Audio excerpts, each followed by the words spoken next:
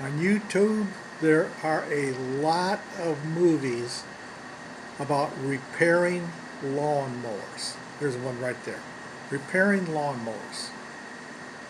I could never figure out gasoline lawnmowers. I had a couple of them. After a while, they just quit running. I had to take them to a mechanic if I wanted to get it to run again. So I just got rid of them. But there are a lot of movies on YouTube how to fix your gas-powered lawnmower. I'm glad I don't mess with this anymore. I've got a corded electric lawnmower, paid under $100 for it over 20 years ago. There is no repairs to do on it.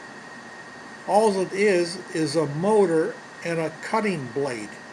That's the whole components.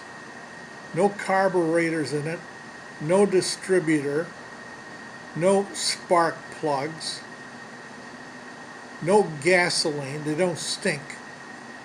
I got rid of that problem of repairing your gas-powered lawnmower with a corded electric lawnmower. And they're still cheap today. I saw them in Walmart, $85 for a corded lawnmower.